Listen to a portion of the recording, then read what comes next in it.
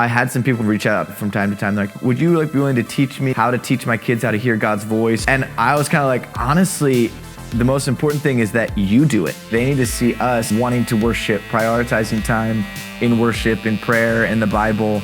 And then they'll want to also read the Bible. They'll also want to pray. They'll also want to do all these things because they see how passionate we are about it.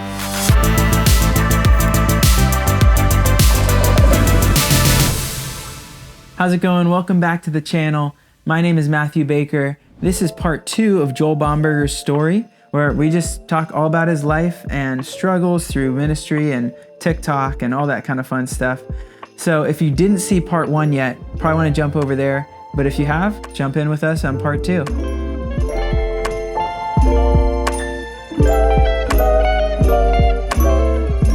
Jesus talks about, he healed people all the time. It says that, he healed all who came to him, and then commands us to do the same. And I think I got a lot of accusation. This summer there was this girl at one of our tents who, it was really crazy, but her scars on her wrist from self-harm disappeared. Wow. Like literally in front of their eyes, the scars just disappeared. Yeah. And she just hits the ground, screaming, weeping, shaking, I can't believe this just happened. Yeah. Because she had just given her heart back to the Lord, had got baptized, was free from anxiety and depression, but then God also physically, supernaturally removed the scars on her wrist, right? Yeah. And I wasn't planning on that to happen. Yeah. So it's not like I have good video evidence of before and after or something like that. But we actually did have a video of her falling on the ground and crying, and then had a video of her sharing on stage, hey, my scars were healed, that type of thing. Anyway, it got so much accusation online. People were just like, that is so false. You're just doing this for views and all this stuff.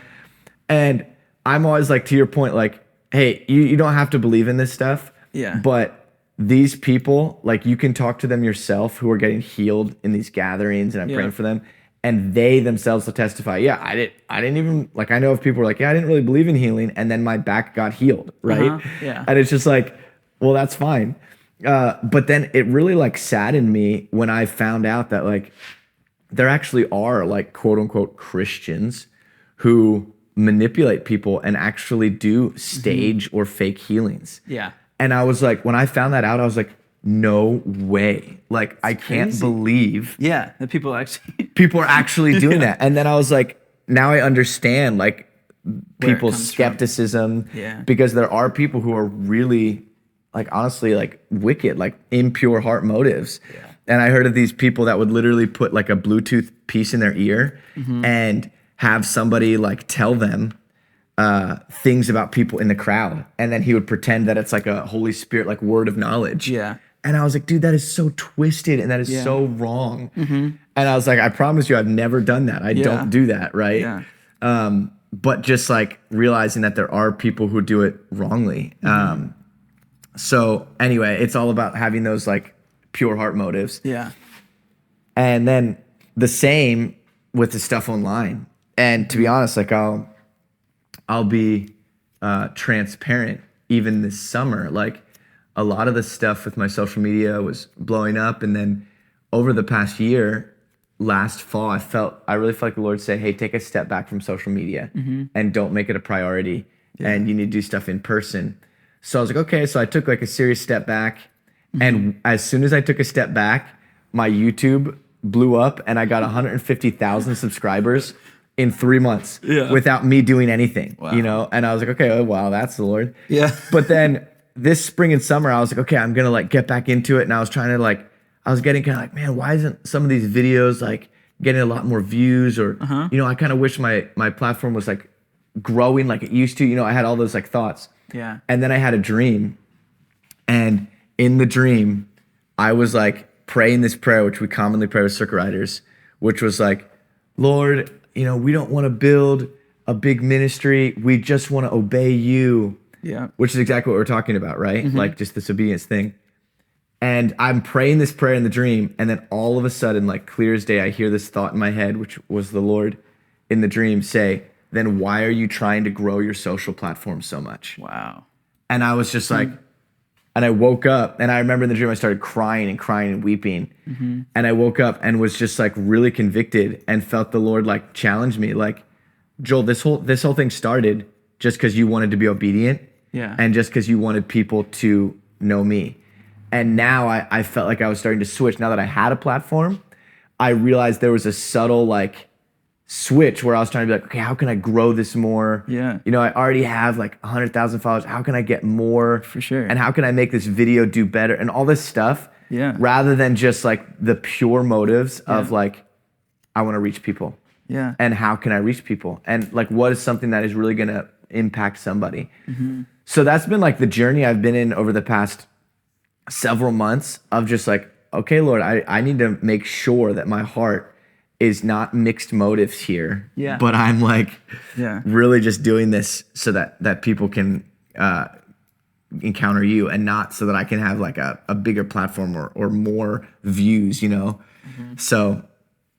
Yeah. And that's the thing is like, it's so easy to get in that trap. Yeah. Because that's what everyone wants you to gauge off of. And it's an easy gauge to think of, oh, am I doing something good? Is there a response happening? Right. But realizing that like with Jesus, that can't be our gauge. Right. Like our gauge has to be, am I obedient? That's right. I actually had a client come in here, and he was asking me a question about who do you think of these two people, they've been talking about it on the golf course all day, of these two people made it into heaven. And he said the one guy, he lived everything what the Bible said, but there was only a couple people at his funeral. And the other guy came in and or also died, and he had a whole bunch of people at his funeral. He didn't necessarily live exactly with the Bible. He didn't give me like a clear, like, did he also follow the Bible? Well, you know, he just said, mostly he was focusing on this person impacted way more people, who made it into heaven. And some people's response on the golf course was one, and some people's was the other. And I was just kind of talking about how like the way we impact can't be impact that is measured outwardly. Yeah, not the kind of impact that can be measured by an outward kind of view, but the kind of impact that is deep. And I had a friend, Trevor Heinrich, that he passed away. Yes, I know him. Yeah, he was such an amazing guy. And when I was at his viewing or something like that, or maybe just sometime later, I said to his parents or something like that I kind of got this picture in my head of these two different things, these two different like explosions. And one was like a beautiful firework in the sky, and the other one was like a landmine. And the kind of impact that a landmine makes changes things forever. The ground beneath it can't be the same. It does not look the same after it's been exploded. But this firework, it can be seen by all these different people in this beautiful place. But it doesn't affect its environment. It doesn't affect an environment. It's gone in a second. Yeah. And are we looking for an impact that's deep, or an impact that's visible? And like that's what I want to like live my life as, is like totally. How do we live a life that impacts deeply? Yeah. Just shout out to Trevor. He did that well. Yeah. Amen. Such a beautiful example of that in his life. How's this kind of starting to look? I think this is fine. I would take maybe closer? A little bit more off here. Like I could go up a little bit higher. Yeah. And then even maybe just a little bit shorter on the sides. Cool. I think, and up a little higher. A little higher. Yeah. Cool. But the top is fine. I don't think you need to take any more off that. And I think the back is fine. Maybe trim up like the bottom. Yeah. You know, just like clean it up a little bit. Perfect. So it's not super mullety. But other than that, it's great. Yeah. I'll show you the back real quick. Oh yeah, I need to. Do you need your glasses to see that? No. You're great. So I didn't really taper it too much yet. Do you want it tapered a little more than that in the back too? Yeah, I would taper a little bit more. And do you want it higher on the neck where it falls? Yeah, I would pull it up. I would take a little bit more off the back here and then taper it up a little bit more. Cool. Sounds good. Sounds good. Thanks, bro. Yeah, so where were we at? We were talking about Trevor and the depth of impact of people. Mm-hmm. And I was also really reminded of that with Brian Brent's passing. He was the leader of Circuit Riders. Mm-hmm. And honestly, I mean, he made such a deep impact for a lot of people, widespread. But attending his memorial service, the thing that stuck out to me the most was how impactful he was to his family. Yeah. How much his kids sung his praises, and how deeply they were impacted. And I thought that was honestly the biggest test of his integrity, or the biggest, not test, the fruit of his life and his integrity. Because I know I've heard of other like big evangelists or ministers who led like hundreds and thousands to the Lord, have this big ministry, and their memorial service was so big, and all these people were like saying how they impacted him. But then when his own family came, they said, oh, we never really saw that man. We never saw that side of our dad. Yeah. Because he always came home like burnt out, or, he was angry towards us, or he didn't give us the time of day because he was always wrapped up in his ministry. Yeah, wow. And again, it's like back to this idea of like the hypocrisy. And I'm not saying, I know that Lord has grace for even those ministers, but I think that like we need to be focused on the purity of heart and the integrity of even just focusing on our family and those closest to us, and not how we're perceived to the masses. Yeah. I could have the biggest social following ever, but if I'm not loving my kids well, that's not the point, right? I'm missing it entirely. And I think, again, that we'll be judged by Jesus based off of our hidden motives of our heart, not based off how big of a quote unquote ministry we have, or how wide our reach is. So. No, that's so good. And something else, I wasn't in person for Brian's memorial, but I watched the live stream of it. Oh, the live stream was, it's so powerful. One thing I thought was really encouraging was how many times that he gave up his platform. Yeah, exactly. He would literally get a platform with the intention to give it away. Yeah. Like he'd be like, yeah, I can do that. And he'd be like, oh, I can't make it. I'm going to send this person, because he knew that person had just the message that needed to be shared. Yep. Or what times he let other leaders at these huge gatherings take his spot. Yep. And it wasn't out of insecurity in who he was, right? But it was actually in security with who God was. And that God was wanting to do something bigger beyond his life. Right. And I doubt he would have ever imagined himself passing away so young. Right. It was like in his 50s, right? Yeah. But he knew what God was calling him to. Yeah. And then you can see the fruit of that with his son Nick, and with his with Chloe, and with Josh, and all they're doing, the legacy that he created there. But then also through all the circuit riders, even someone like me who barely encountered him. Right. Like a lot of his messages impact how I do life. Yes. Same. So it's crazy when we give up a platform, how it actually yes, empowers others. Yeah. Yeah. Yeah, and it is such a testimony of, ever since his passing, Circuit Riders has only expanded even more, and people like Nick, his son, and other leaders have really risen to the occasion and continued to grow it, because he always was empowering others instead of just it being like focused on Brian Brent.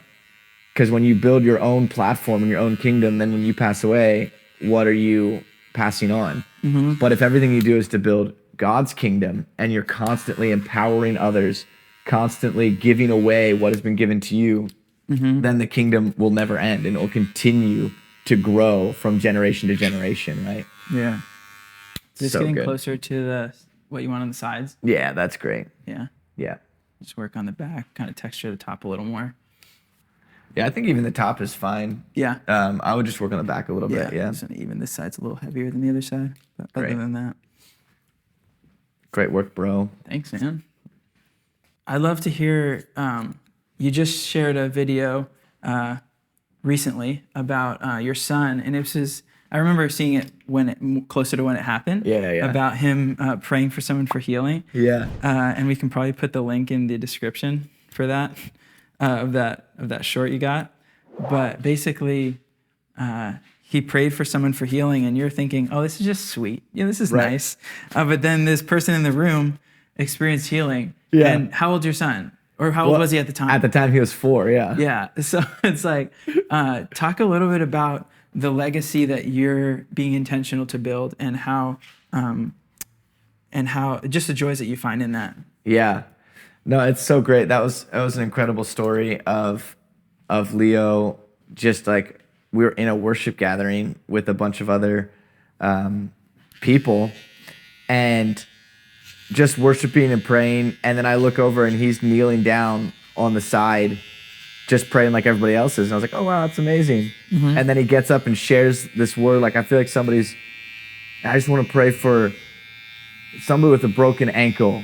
So mm-hmm. God, would you heal somebody with a broken ankle? And I just thought it was like, I was like, oh, that's sweet. Yeah. But then I find out that this guy in the room had literally messed up his ankle. It wasn't broken, but it's messed up from the missions trip. And then it from got a kid's healed. perspective, it's broken. Yeah. And then it got healed in that moment. Yeah. And it was so powerful. And I think what I take away from that moment, and a lot of other things, is that Leo and my kids will replicate what they see me do. Mm-hmm. I never taught him, hey, let's ask the Lord like to get a word of knowledge, mm-hmm. or like, hey, Leo, you should really pray for healing. I mean, there's been times where I've like explained that to him, or explained things like why we do things, mm-hmm. but it's not like I'm encouraging him to like, hey, Leo, you should get up on stage and, share this thing. Yeah. I just do what I do. He sees me do it, and not even on stage, but like at a living room, mm-hmm. or when I'm on the street or whatever. So, because you'll see some kids grab a microphone because they want to say something, but this was just a living room. It was just like a regular place. Yeah, where he was just moved by God. Yeah, and I think it was just because he saw me do that so often. Yeah, that then he was also moved by God to do the same thing. Uh-huh. And he often will like, we'll be on the streets or wherever we are, and he'll see somebody in like a cast, or he'll see somebody and be like, Dad, we should go pray for them, Uh-huh. And I love that, because what he's doing, he's just replicating what we model for them. Uh-huh. And I think that's really an important thing, is we realize that we replicate who we are, not what we say. Mm-hmm. So I'm sure that builds your faith too. Like when you're like, dang. I know a lot of times. Like I'm not even thinking about that. There was some times where he'll be like, hey, we should go pray for them. I'm like, oh, wow. Thanks for saying that, Leo, because I didn't even think about it, or like I didn't want to in that moment, but because he brought up, I'm like, man, that's right. Like childlike faith, like we need to do that. So anyway, I think we replicate who we are, not just, what we teach. And that's been something I've learned so much with my kids. Mm-hmm. And so in the same time, if they see me get angry, or if they see me, get really frustrated or impatient, then I'll notice they get impatient with their siblings. They're getting angry, and I can tell all I want, hey, it's not good to, yell at your siblings, or not good. But if they see me like get frustrated, they'll get frustrated too. Yeah. So again, it's the importance of the integrity of living my life, where I'm saying, okay, I need to live this out with integrity, being the same wherever I am, and they will also catch that, right? Mm-hmm. Yeah, as a parent, you're kind of giving your kids permission one way or the other. You're either giving them permission to be bold and to step out in faith and to live for Jesus, or you're giving them permission to lash out, or you're giving them permission to be selfish, or to these different things. And every single person is that to their kid. And whether you have a platform or not, like everyone can look at that and be like, what am I giving my kid permission through? Or to do through my actions. Yep. No, I know. I think there's obviously things that we can instruct them, and we need to instruct them on things, teach them things. But I had some people even reach out to me after that video, and have from time to time, like, hey, you should would you be willing to teach me how to teach my kids how to hear God's voice, or, do this type of thing. And I was kind of like, honestly, the most important thing is that you do it. Yeah. That they need to see you doing it. Uh-huh. And I can't really give them an instruction manual on how to teach a 4-year-old how to hear God's voice, You're like, well, if you go into my, I pray here. This is how I pray. Yeah, it's just more like, man, they like just I'm living for Jesus in these other they places. just see me do it. My kids see me do it, and then they want to do it. And I think that's the most important thing with our faith is like they need to see us wanting to worship, prioritizing time in worship, in prayer, in the Bible, and then they'll want to also read the Bible. They'll also want to pray. They'll also want to do all these things because they see how passionate we are about it. Yeah. And how would you say that, like, in your platform, in like what you're doing, do you feel like you have a responsibility to protect your kids or protect your family in some of the accusations, or how do you go about that with your family? Yeah, that's a good question. I think for sure, a lot of times Amy, she's like, I don't want to hear about it. Like I'll kind of be like, oh man, Amy, all these like people said this thing or something like that. Yeah. Or hey, this post got a lot of backlash, and sometimes she's like, I don't want to hear it, honestly. Yeah. And I think it's actually wise. I need to be careful not to share too much, because she's just like it just like discourages me or bogs me down. I just don't need to hear it, you know. So and that's what we're also very aware. You know, I've posted. Sometimes Leo has said something or wanted to share something on a video or do something, but I'm also very careful that I don't do that too much so that he doesn't get the wrong motives and get really excited to see, you know, oh, look at this, how many subscribers I have or how much of my video views it got or something like that. Because I'm like, I don't want that to be the priority. Yeah. He needs to do this because he wants to obey Jesus or legitimately has a desire to reach people, you know? So definitely there needs to be a protection there. And I've had to walk that line for sure. That's cool. How's this looking for you, man? Looking great, bro. Love it. The back's looking like. You can go a little shorter, but I wanted to just kind of go. It went to kind of your natural hairline. Do you want that tapered down a little bit, less mullety? Kind of liking it. I'd maybe taper back a little bit here. Yep, just on like the sides. A little bit on the sides. But no, I kind of like this. We'll keep the mullet flowing these days. Let's do it. Sounds good. Love that. And you've one thing that I think is cool is in some of the things that you've posted, you've adapted what you do. At one point, you were working for a media company. Yes. That was before TikTok, right? Yeah.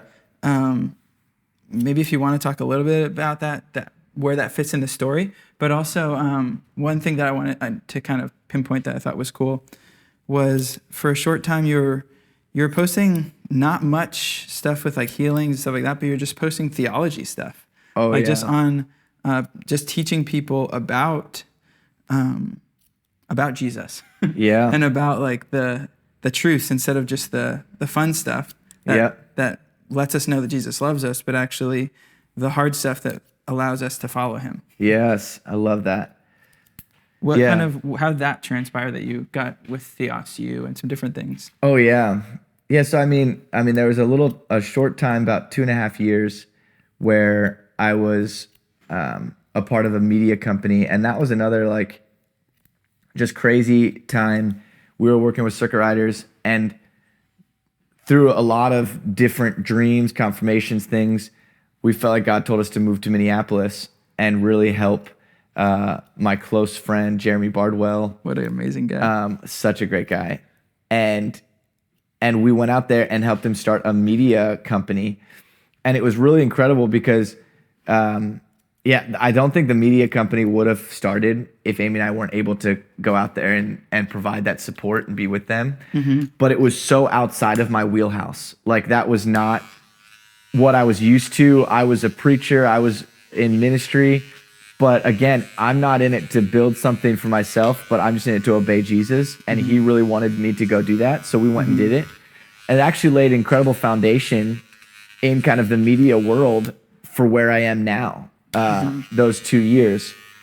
And that media company is still thriving, is amazing, called Honest Studios.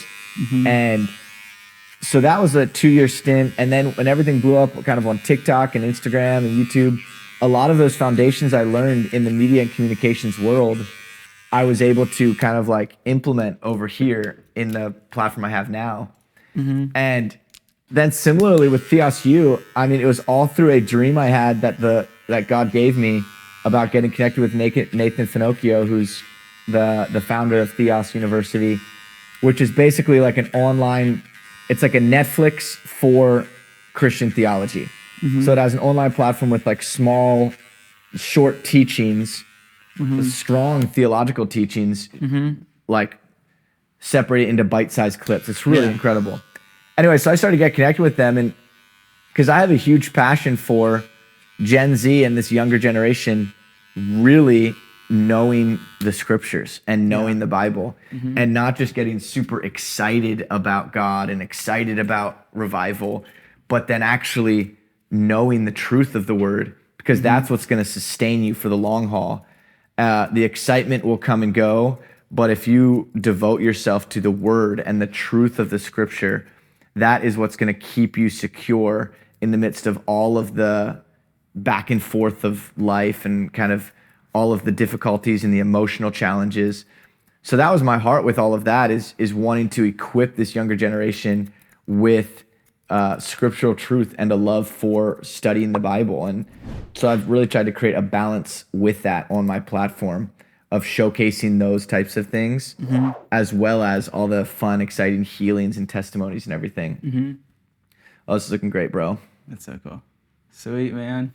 Woo! Yeah, so kind of wrapping up here as we wrap up the haircut, talking to your 14-year-old self, picturing yourself in where you are now and how you saw then.